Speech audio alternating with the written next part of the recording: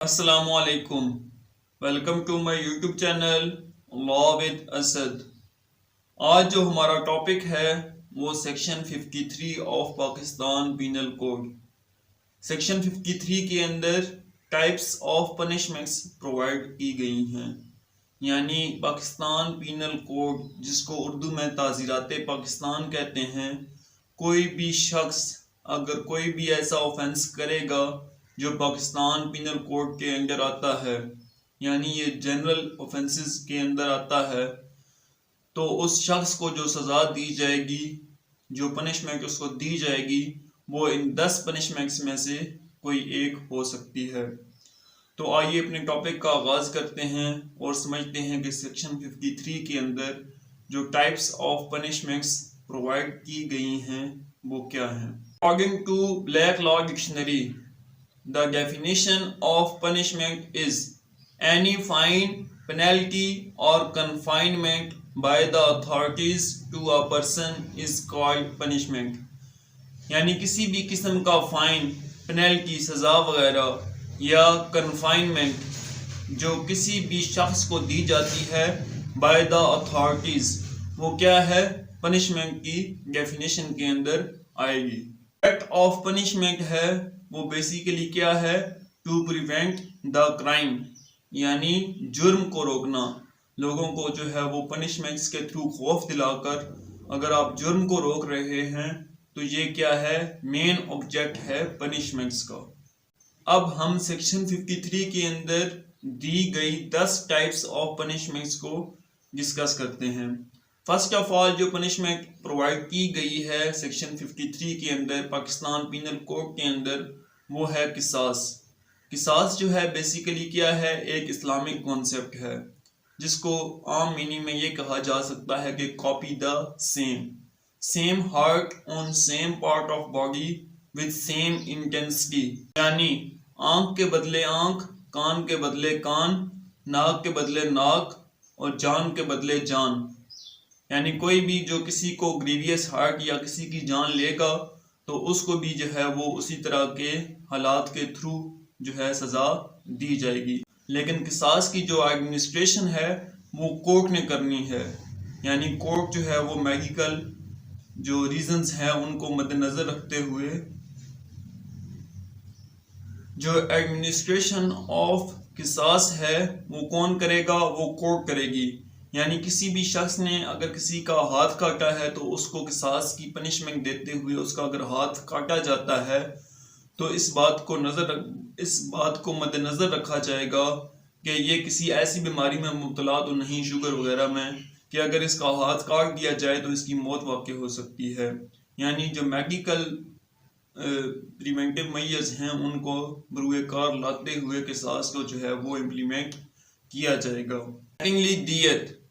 दियत जो है वो क्या है, कंपनसेशन ऑफ कत्ल, खून बहा, जिसको भी खून बहा भी इसको कहा जाता है।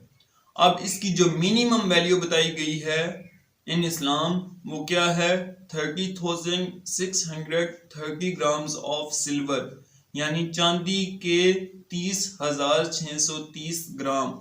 इसकी जो वैल्यू बनेगी, जो गवर्नमेंट जो इसकी वैल्यू मुकर्रर करती है हर साल के शुरू में, जो माली साल होता है हमारा, उसके मुताबिक ये क्या है, उसकी मिनिमम वैल्यू है। ये डिपेंड करता है कत्ल होने वाले शख्स पर, यानी जितनी उसकी वैल्यू होगी उसके मुताबिक जो दियत है वो क्या हो जाएगी, इंक्रीज हो जाएगी। लेकिन जो इसकी मिनिमम वैल्यू है 30,630 ग्राम्स ऑफ सिल्वर, वो जो है वो कांस्टेंट है। इससे ज़्यादा हो सकती है, इससे कम नहीं हो सकती। थर्ड एंड फोर्थ पे हैं अर्श एंड दमन। अर्श एंड दमन both are compensation in case of hurt.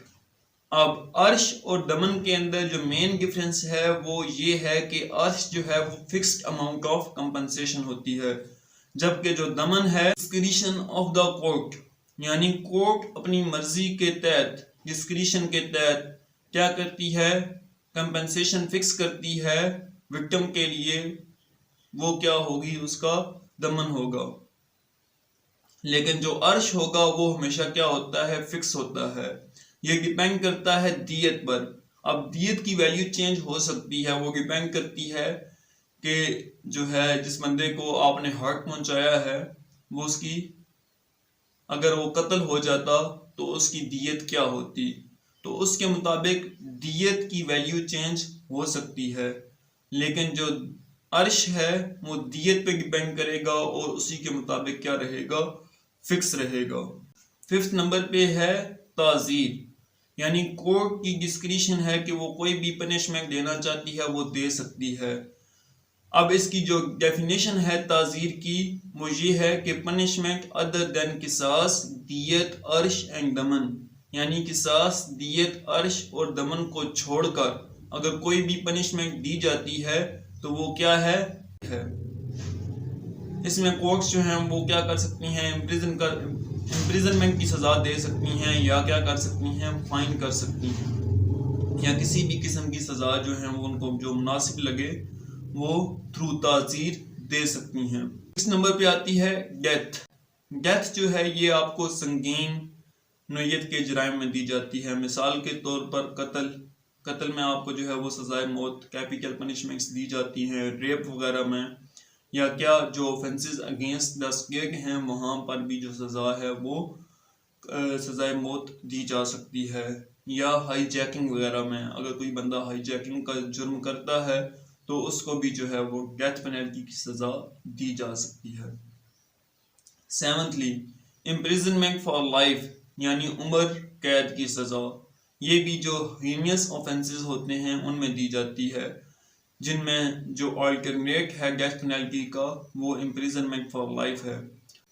According to section 57 of Pakistan penal code, जो इसका दुरानिया होगा लाइफ इम्प्रिजनमेंट का वो 25 ईयर्स होंगे, यानी 25 साल तक उस मुजरिम ने कैद में रहना होगा और इसके बाद उसकी लाइफ इम्प्रिजनमेंट पूरी हो जाएगी।